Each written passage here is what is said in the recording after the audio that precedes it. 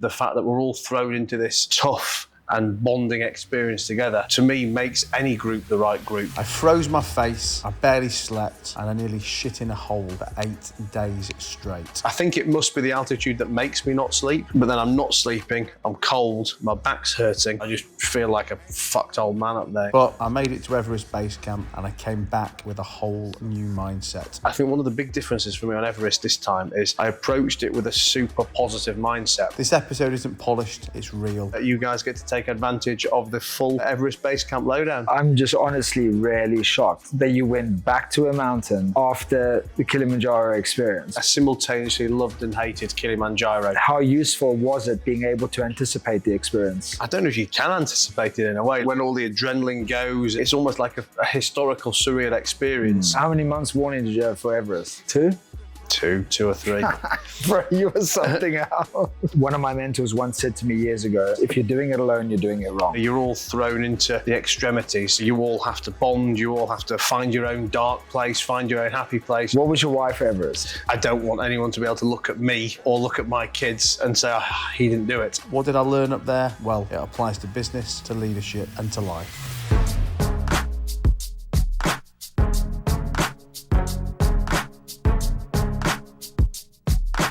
Guys, Matt Haycox here, and welcome to a very special post Mount Everest Base Camp episode of the podcast. We've got JP with me again. I'm going to have to start charging him rent if he comes on any more podcasts. He's been on almost as many podcasts of mine as I've been on podcasts of mine. But he's been staying at my house for a week or two while I've been out of town on my way up to Everest Base Camp. And we've just been hanging out today. He wanted to ask me a few questions because a few years ago, 4 or 5 years ago, we climbed Kilimanjaro together. So he knows all about the mountain climbing bug and problems and good things and bad things. So I said, well, save it for a podcast. Let's make an episode out of it. I don't know what he's going to ask me. He always surprises me with some questions, but you guys get to take advantage of the full Everest Base Camp lowdown. So JP, good to see you, buddy. Welcome back.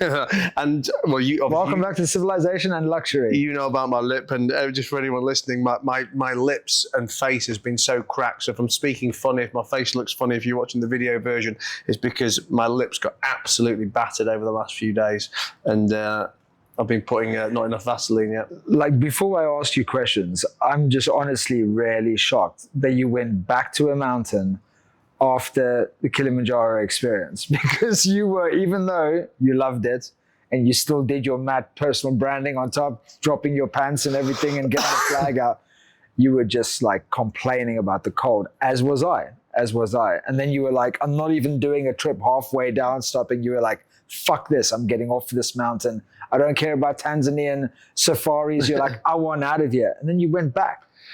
So I think there's probably two answers or two questions in that. One, as you know, I simultaneously loved and hated Kilimanjaro. You know, like pre-Everest, I always describe it as one of my best and worst experiences together. You know, best for the reasons of, you know, getting to do it with you, getting to meet the other people who were on it, because even though there were people I didn't know, you know, that sense of bond and spirit and camaraderie and stuff, you know, it's almost impossible to replicate that in other things. You know, seeing the beauty, the mountain, and having the achievement of doing it. They're all the good things. Obviously, the bad things are, you know, the toughness of it and the not being able to wash and having to poo in a hole in the ground and the cold. I mean, the cold and stuff at night. So there was good and bad. I mean, listen, I loved it, and I think, but what that leads on to as well is, I think one of the big differences for me on Everest this time is I approached it with a super positive mindset. And I said this in a few of the videos and stories I made while I was on the way to base camp.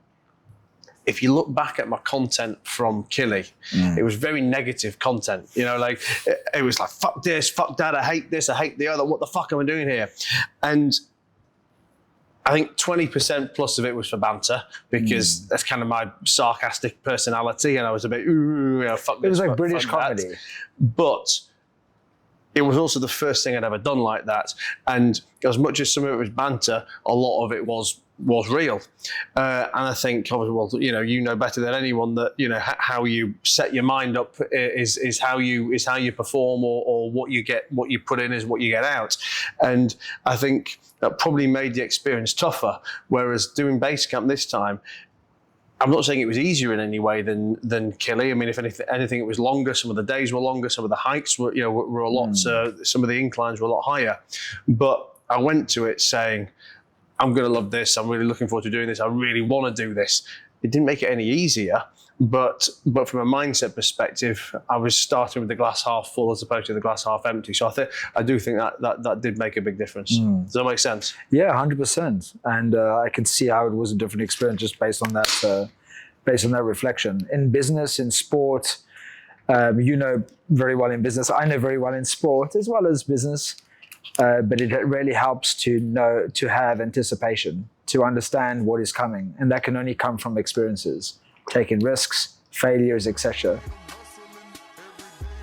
Let me hit you with a mad stat. You are probably not subscribed. Seriously, 58% of the people who listen to this podcast every single week do not hit that subscribe button. That is more than half of you. So let's fix this right now. The goal here is super simple. We grow the podcast, we bring in bigger guests, and we give you even more no bullshit, actionable insights to level up your business and to level up your life. Now in business, you set smart goals. That's specific, measurable, achievable, relevant, and time-bound. Well, here's one for you. Let's get that 58% down to well below 50% in the next 3 months. So please do me a quick favor. If this podcast has ever given you one good idea, one piece of advice that's helped you or helped your business, then hit that subscribe button. It takes a second, it costs nothing, and it means that I can keep bringing you even bigger and better guests, giving you even bigger and better insights. Go on, do it now. I'll wait. Done? Perfect. Great choice. Let's grow this together. How useful was it being able to anticipate the experience, knowing that you'd already been through something similar? Like, what did that do for your mindset, for your emotions, your enjoyment, your ability to stay present, etc.? I mean, I don't know if you can anticipate it in a way. Like, even though I'd done Kili, in a way, and you probably feel the same, that once we finished Kili, it felt like a distant memory. Yeah. There's just something about it that even though you've finished it a couple of days before, I don't know, like when all the adrenaline goes and all that toughness is gone, it's almost like a historical surreal experience. And while you were living it, you knew all the toughness. But once you were finished and you were back down on earth and you were showered and you were clean, in a way it was hard to imagine that kind of toughness again. And I think that was kind of the same with this. But I had, obviously, as you know, for people listening who don't know, I did it with Ant Middleton, which is how I kind of came to do it. SAS soldier. Yeah, and Ant's a friend of mine. We were just out pre-Christmas talking, and he was saying, "Oh, yeah, we should do this trip together." And very much the same way I said, "Fuck it" with you. It was kind of just like a. How many months warning did you have for Everest? 2? 2 or 3. Bro, you were something else. But Ant was amazing for it. And I think, whilst I probably didn't know what to anticipate before doing it, he made the whole experience so, I'm not going to say easy, but so not hard. As in, I guess for anyone who knows him from the TV, and you know him as an army man and the SAS guy, you expect this real toughness. Oh, yeah. And don't get me wrong, there's no bullshit with him. There was no way he was going to let anyone fail. There was no way that the big. Stepping out of line. I mean, it wasn't like we were naughty school children that would be stepping out of line, but he approached everything very gently and simply and compassionately, and there was no question that we were all going to get up there. And it was like he was talking to us in the nicest possible way, but whilst also knowing, I think that underneath all that, there's this no bullshit animal that was, not going to stop until we'd all achieved it. So every morning, we'd have a really good briefing from him, whether that was to do with what the terrain was going to be like, with what the timescales were going to be like, with what clothes and things to wear, with how to pack the bags. And I think, so that really took the edge off everything. 2 or 3 months before, I wasn't thinking, this will be easy because I've done Kili. But every morning when I'd wake up, when I was in a bad mood from not sleeping and stuff like that, Ant had the words that you knew the next day was going to be fine. Like a motivational speech to get you ready for the day, or? a bit of the motivational well, let's say a semi-motivational speech, but more just the practicalities. And you know, for example, that was one of the things that irritated me when we were in Kili, when I was always saying to the guys, "How far have we got to go?" And they go, "Not far." Not far. Did that happen again? No, the exact opposite. You know, whereas in Kili they were trained to basically tell us nothing, weren't they? Because that was, in their mentality, that was the best way to coach us through it. Now, maybe that is correct for some people, but for me, I like to know facts. You know, whether it's good or bad. You know, like from a business perspective, I want the truth, I want the facts, and I will deal with them accordingly. You know, to lie to me about distance or toughness or end result ain't going to make me do it any better. If anything, you know, depending which way you tell me, it's going to make me do it worse. But Ant was very specific about everything. It was like, right, today is 8 kilometers. It's going to take 6.5 hours. You know, this is super easy. Then you're going to have 30 minutes of fucking misery. But then after we do that, we're going to go to a tea hut, for example. So you could anticipate, at least daily. So I could plan everything out. But then, and coupled in all of that, he was saying, you know, but we're all here together, and if you need more time, we'll take more time. Wow, there is nothing that's gonna stop us making it as a team. Well, that's a perfect segue into my next question, which is, one of my mentors once said to me years ago, and I've repeated this so many fucking times: if you're doing it alone, you're doing it wrong. Whether that's life, business, fitness goals, whatever. How, for you, I guess for the listener and the watcher, how important was it for you in hindsight to have those right people around you, and how different do you think your experience would have been if, say, for example, Ant wasn't there and you had they're not called Sherpas in Tanzania, but the guides? Like, how different would your experience have been, or the people that were in your group? Yeah. So I guess just two different things. In terms of, let's say, the Sherpas or whatever they were called, and if they were talking in the Tanzanian way as opposed to the Ant way, I mean, ultimately, I know myself, I was getting up there one way or the other. You know, like so whether you tell me the truth and you make me feel good, or you tell me a lie and piss me off, I'm getting up there. It's just whether I guess it's easier for me to get up there or I'll get up there grumpy. So, but it was definitely, for my style, it was definitely done in a better way by Ant. In terms of the group, and we say, like, how was it getting up there with the right people? It's funny because obviously, like, for me, they were the right people to get up there with, but I didn't know any of them. Well, I knew a couple of them. You know, I knew a couple of them before we went, but I didn't know the rest of them. But very much like our group in Kili, that experience of the fact that we're all thrown into this tough and bonding experience together, to me, makes any group the right group, because you know, you're all thrown into the extremities, and you know, you all have to bond, you all have to find your own dark place, find your own happy place, you know, whatever whatever it is. And, you know, within a day or two, you know, the level of camaraderie with us as a group was phenomenal. And from a personal style, like, when I'm tough, I don't really need someone else bigging me up. I kind of almost like the opposite. I need to you have a tough mindset. Yeah, I need to be left alone. And yeah, so I'd have days where I almost like just want to apologise to the group. Say, listen, guys, I'm not being rude, but don't talk to me. That was similar to Kili, though. I've got my headset in. I'll see you at the other end. But then I'd see other people struggling, and I'd try and stop for them, and you know, what can I do to help? Should we sit down? Should we have a coffee? You know, because everyone needs things in a different way. But yeah, I mean, the group effort very much got us all through it. But you know, we'd meet obviously in the tea huts for dinner every night, because we were together 24/7. You know, we'd breakfast together, we'd walk together, we'd dinner together, we're sleeping in our own rooms or you know, twin rooms, etc. But the walls, when I say paper thin, I mean, this wasn't like, you know, the expression paper thin. These walls were made of fucking paper, so you could hear each other breathing and each other coughing, and it was like I said, it was tough in every possible way, but you know, we're all bonded from the beginning. Good bunch of people. Very good bunch. I have a very sorry, you go. Well, very good bunch, but the most different bunch you could possibly ask for. I mean, when we'd finished it, and you know, we were doing like a little debrief, and you know, having a glass of champagne and a buffet together yesterday or the day before, whatever it was. And kind of said, you know, does anyone want to say anything? And I just, you know, said a big thank you to him, and just really saying to the group, you know, that what I love about these experiences is the fact that for the 10 or 11 of us who are here, you couldn't have ever put us together in any other circumstances. You know, we're from 18 to 64. You know, South African, English. You know, old, young, male, female. You know, wealthy, not so well.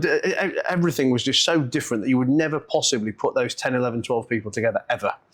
But when you put us together in those circumstances, I mean, it doesn't just work; it excels, and you've got that bond where we'll all be friends for life. That doesn't mean we're going to hang out every week, but you know, if one of us picked the phone up in 11 years' time, that connection would still be there. I remember you said something, not comparing it. I just remember you said something similar when we did Kili. Absolutely. That, you know, those people on Kili that. You know, I didn't know any of them, and they're all very different. And you know, there's no way we would be connected. Yeah, we wouldn't be connected. There's no way I've gone for a drink in a bar or normally met one of those people in a walk of life. But that connection we've got, and you know, even if I mean, I've not spoken to any of them really in the 4 or 5 years since Kili passed. But I know that if we all met for dinner tomorrow, it would be like yesterday. It would be like school friends from yesterday. Yeah, it's definitely bringing back some memories talking about mountain experience. Most business advice, it's motivational fluff. It's empty promises and it's untested ideas by people who have never even tried to apply them. It's bollocks, but you're not going to get that here. And that is why I call it No Bollocks. The No Bollocks newsletter is straight talking, high impact, zero time wasting, tried, tested, and immediately actionable. 2 emails a week, insider strategies, brutally honest insights, and the answers to the questions that you're asking, or you should be asking. And the best part, you're going to learn more in 10 minutes than most people learn in a 3-year MBA. Over 20,000 people a week are already in. So don't be the one that's missing out. Hit the link in the show notes, because you just need one email that could be the one that changes everything. I'm very interested to see your answer on this one, because I'm sure many people wonder this. Even for me, I've had times where I'm like, I'm never going to do Everest, especially now being a father. I'm like, for me, it's just not worth it. Like, I don't want to put myself, we discussed this about bungee jumping or something before. Like, I don't want to put myself at risk where like I could potentially lose my life, you know? So, what? So, you know, there was a bungee jump. I know, but you didn't do it. I didn't do it, no. Some of the group did it. I remember your Instagram, I saw you going, oh, there's a bungee there. I'm not fucking doing it. Sorry, I interrupted. Yeah, that's okay. I resonate with that so much. But I've thought over the years, because I'm always stretching myself, you know, and like you've obviously started to do stretch goals along with me, and it's been super cool. But I've thought, I don't ever see myself doing Everest. But could I do Everest Base Camp? And then this little voice comes in and is like, oh, it's just base camp. So I'm sure many people think like, oh, it's just some leisurely hike going to base camp to say that I've been on Everest. But when I watched your Instagram stories, and I mean, I watched every single one, it looked hard as fuck towards the end. I mean, days of hiking, was it like 7 days or something? 8 days. 8 days. 8 days of hiking, and towards the end, I mean, it looked worse than the summit of Kili, 100%. So what was the experience like for you? Yeah, I think it's misunderstood because of the fact that Everest Base Camp is not summiting Everest. It sounds like a base. Exactly. And it just kind of makes it sound, I'm trying to think of an analogy, it kind of makes it sound, if it was a spaceship launch, it makes it sound like you've gone to the parking lot to see where the spaceship is, but you haven't gone to space. And I think that's unfair. I mean, we'll say unfair. It depends if you're trying to say it to impress someone or you give a shit what anyone thinks. But for the people who think it's just pop into the base, it is the biggest misconception. I mean, it is an 8-day journey in itself. Let's say summiting, the base camp summit is 5,300 meters. I mean, that's almost, just to give you an idea, that's almost the roof of Africa. Yeah. The roof of Africa is 5'8". Exactly, yeah. So you're not far from there. Once you're getting past 3,500 meters anyway, altitude is becoming a real issue. I would say the climb itself or the hikes itself were longer than Kili. 8K. As in the days? Yeah, 8K days, 10K days. We were doing like 5K days on Kili. Big not altitude, big incline. So no, it's the name doesn't do it justice because people think, oh, base camp. Well, what, you're not summiting? Oh, what's the point in doing it then? No, it's two completely different things. And once if you then do go on to summit, you're talking 5 or 6 weeks. You know, as you stay at base camp for 5 or 6 weeks at that point. Just to acclimatise. Acclimatise, and then you do acclimatisation climbs. So I don't know if it's 3 or 4. You climb up to Camp 1. That's a couple of days. That gets you used to, you know, particular altitude again. Then come down again, another week or so at base camp. Well, back down to base camp? Back down to the base camp. Wow. Then you do 2. And I don't know if it's 3 or if 3 is then the summit. Like 3 is the summit. So it's definitely 2 plus summit, or it might be 3 plus summit. But it's a 5 or 6 week, you know, acclimatization experience. I mean, that is a massive undertaking. Also, that is highly, highly dangerous. It's technical climbing. It's, you know, clamp-ons and ice. And so yes, it's a completely different game. But still, I mean, I looked at the numbers, you know, when we were doing it, because I think summiting something like 800 people a year or 600 people a year who try it. The summit, not base camp. 600 in a whole year? Yeah, whereas base camp is 60,000 people attempt it, and there's a 30% failure rate. Wow. Which is, it's not a big number. It's not a big number, really. Not when it's the most attractive mountain in the whole world, and there's 8 billion people almost in the world. I mean, after watching you do it, I felt like, actually, I'd like to have this on my bucket list. I mean, but just the cold. yeah, but the cold was at night time, not during the day. And I have to say, you know, one of the big differences to doing Kili as well. Kili, so that's not playing there, but Kili was just a pure mountain. There's nothing to see, right? As in, you're just climbing a fucking. Yes, it's beautiful and that vastness, but you're just climbing a mountain. As you saw on my stories, trekking through Nepal up to base camp. Yeah, that was incredible. It's like nothing you can imagine. Villages and villages of people living there. But, thousands of meters up. Yeah, I mean, like, I remember Namche Bazaar, it was called, one of the places we went to. I mean, this was like, we climbed and climbed and climbed and climbed. I mean, literally like 2.5, 3 hours or something of horrible, horrible incline. And we level off, turn a corner, and just see the side of a mountain.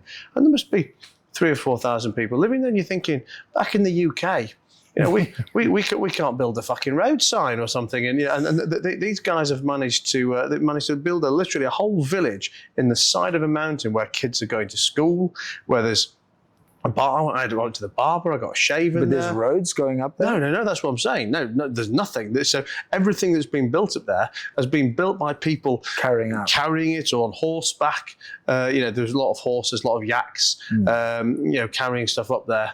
And yeah, literally just taking up whatever they've had to take up. This is going to sound like such a fucking vegan question, but like the horses, like, is it like really, I mean, it looks like terrible for them, but do they look very comfortable? Because they're traveling with you the whole time, right? We never had any traveling with us. I mean, you saw lots of pictures, but it was just me taking pictures, and they weren't. Oh, it's just guides with Sherpas with you. Absolutely, yeah. What kind of?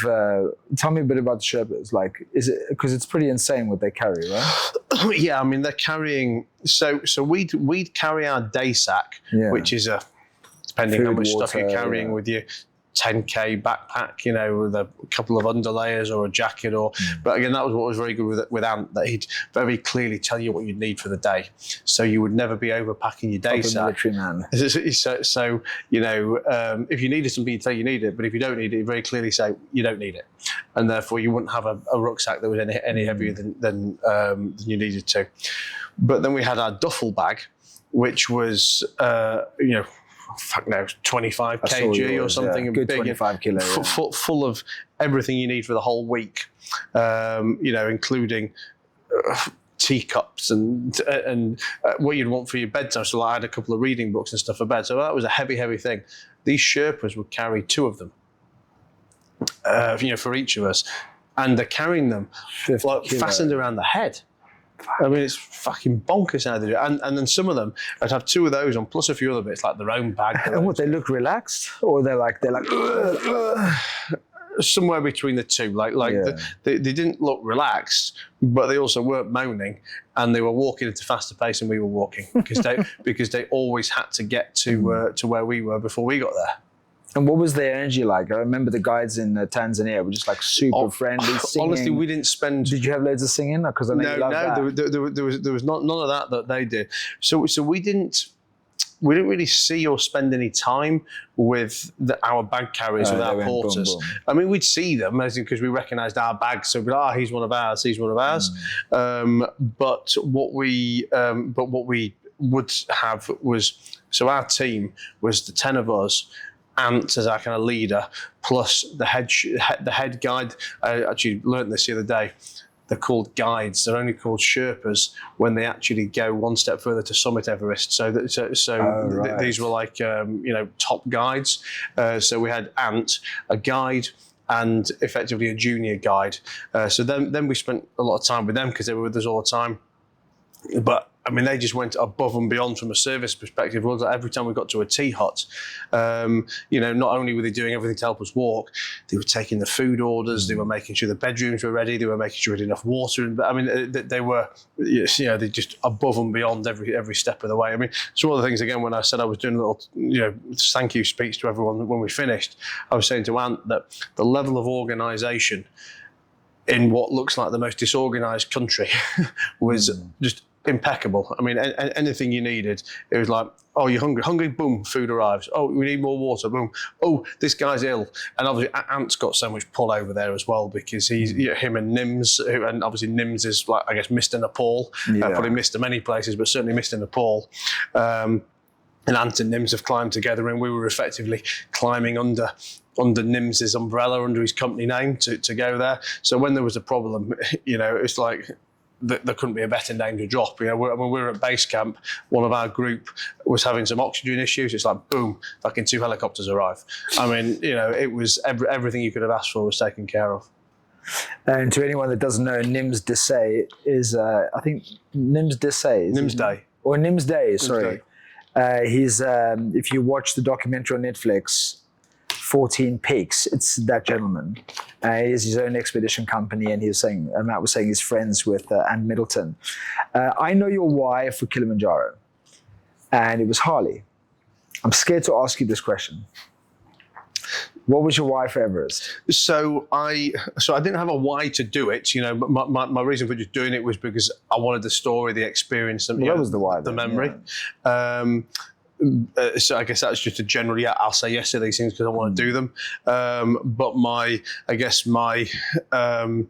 why for when things were getting tough is just that usual of, I don't want anyone to be able to look at me or look at my kids and say, he didn't do it. I obviously make very, public, what's the word, public displays of things or public commitments to things. And, I want to be able to put my money where my mouth is. And that doesn't mean I'm going to do it easy, but there's no way I'm not going to fucking do it. Nice one. And for anyone that's interested in doing something like this, do you know, obviously you had a special expedition, but like, what's the cost involved? How much time do people need? How much does it cost? It's not wildly expensive. Obviously, depending how you do it. I mean, look, we did it well, but you can do it. Like for example, we were coming down by helicopter. If you're walking up and walking down, I believe it starts at about £1,500. Wow. 1,500 to 3K. That covers your whole expedition. It covers everything, and I mean, obviously everything's like a little addition here or there, depending on how you want to top it up. But no, I mean the base level concept is not wildly expensive, but it just depends how you want to, I guess, do it a bit better. Like if you look at the tea huts, for example, so.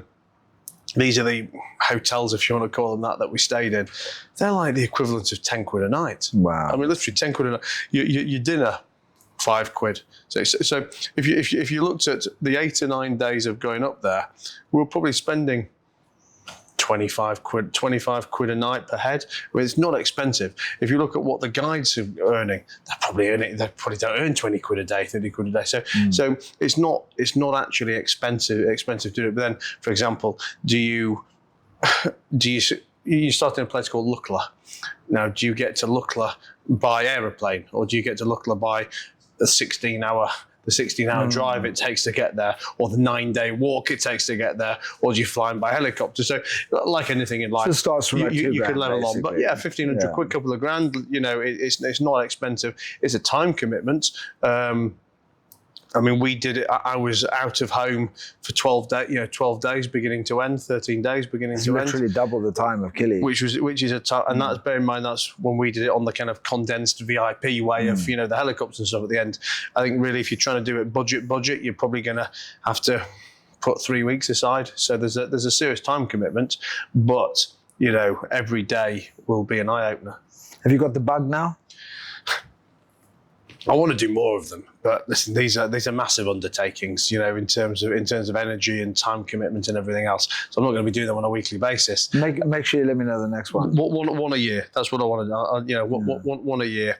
We're talking about later on this year, maybe doing Mount Vincent. Where's that? That is in Antarctica, which is it's not a technical climb, it's a hike, but it's a clamp-ons hike all the way, and you go to the end of the world and everything. That would be a mega one. The bottom of the world. There's another one, and I guess I'll do them with Ant again, because who better to do them with? And next year we were talking about, I forget what the mountain's called, but it's in Argentina, and that's like 7,000 and a bit. I mean, that'll be heavy. Because Everest is 8,000, right? Everest 8,000. So that's like almost the highest point in the world. High, but without the technical climbing. Yeah. I mean, like, realistically, like I don't particularly mind the danger, but I'm not a technical climber. Yeah, and I haven't want to be. I haven't got the time or interest to learn it. So, how would you rate the overall experience out of 10? Oh, I mean, it's an 11 out of 10. It really is. What was the most difficult thing about the whole challenge? The same I said about Kili, sleeping. Couldn't sleep because of the altitude. I think it must be the altitude that makes me not sleep. But then I'm not sleeping. I'm cold. My back's hurting. When I cough, my back spasms, and I just feel like a fucked old man up there. But that was the hard bit. Everything else, listen, even the inclines, they're tough as fuck. But it's not complicated. One foot in front of the other. If you need an extra half an hour, take an extra half an hour. If you want to sit down, Jamie, my PT, Jamie, he was out there. He did it with us too. That guy's a fucking machine. And he never broke a sweat in 8 days. But does that mean we all have to keep up with Jamie? No. If it might take him 2 hours on one stretch, it might take us 3 hours on one stretch. You'll get there. You're definitely making me feel like I want to climb a mountain very soon. I might have to go to Everest Base Camp by the end of the year. Honestly, I mean, even ignore the base camp bit, just to hike in those Nepalese mountains, it's just something that you're never going to find anywhere else. Seeing those people, and especially when we saw it by helicopter leaving as well, and you're seeing hundreds of miles of houses, and you're thinking, hang on, that house to that house was maybe a day. Like, you're thinking, oh, my bird lives down the road. I better start walking. I've got dinner with her on Sunday. And they look happy. The happiest, nicest people, yeah. There's a lesson in that, in observing that. But also, I think that climbing a metaphor is probably climbing a mountain is one of the greatest metaphors for life. You've now climbed 2 serious mountains, or gone on 2 serious mountain treks. What would you say, for our final question, are the 3 greatest lessons that you've got from climbing Kilimanjaro and up towards the summit of Everest? So, without taking too long to think about it, I think there's a lesson in teamwork and camaraderie, and probably that old adage of I can go faster alone, but can go further together. I mean, it might not be exactly right for that, but you need those teams around you to make these experiences much more palatable, if that's the word. I think there's a lesson in simplicity and determination, in that there's nothing to particularly overcomplicate here. This is one foot in front of the other. Just put one foot in front of the other, and you will get there. That's the only person. Okay, yes, there might be some altitude sickness or something that there might be uncontrollable circumstances that stop something happening. Taking that out of it, everyone will get there. You might be as fast as Jamie, you might be slower than me, but there is no one who can't achieve, which is like so many other things in life, that ultimately there is a very clear path to get from A to B or A to Z. You just need to follow it and listen. And maybe it's not a lesson, but it's that again, seeing how other people live, clearing your mind, and I mean, I was there, taking in. Like on the one hand, like not having any phone signal again, taking in all these whole new ways of life, but at the same time coming back so recharged and so ready for work and ready for business and ready for the big city again. How did it feel you've inspired more questions now. How did it feel to get away from potatoes and back to luxury lifestyle and eating whatever you want? It felt incredible, but it also felt a bit of getting used to again. Like I was so ready to stop eating those potatoes, but without being too graphic, about 10 minutes after eating my first meal, I was fucking replumbing a toilet. That's it, bro. I really hope that next time we climb a mountain, we climb again together. Literally, final question. You've already kind of answered it, but it's maybe want to go a little bit deeper. Do you feel that not just climbing mountains is a stretch goal, but do you feel like stretch goals in general help you in business? Like would help people watching and listening if you set things like this? I think whether it's the stretch goal or whether it's just doing tough things and knowing that you can achieve these Same tough thing. things. Because, I think people maybe just expect business to be very black and white, very easy, and don't put up with the struggles of business. Like if you talk about a mountain climb, people just automatically know it's going to be tough, and they're prepared to put the effort through. And okay, you might get some lazy people who don't want to do it, but people will think, no, this is going to be tough. This isn't going to be easy. I'm going to have good days. I'm going to have bad days. I'm going to have to deal with rain. I'm going to have to deal with sleepless nights. But I'll deal with all that shit, and the destination is there. In business, it's like, my Google ads don't work. My staff are twats. My bank manager won't give me the line of credit I need. Oh, fuck it. Business is impossible. I'll give it up. Whereas if you take those analogies to the mountain, you've got to deal with all that shit if you want to get to a good thing. I'm so glad I asked you that question. That's where you get in nature, you're just going to get it in business as well. Why do you think business is going to be easy? You can't get to any mountain in the world without going through the challenges. Treat business like nature, bro. Thank you for having me again. Thanks a lot, buddy. Thank you for sharing space with me, and hopefully we'll climb the next mountain together. Absolutely. Not too soon, though.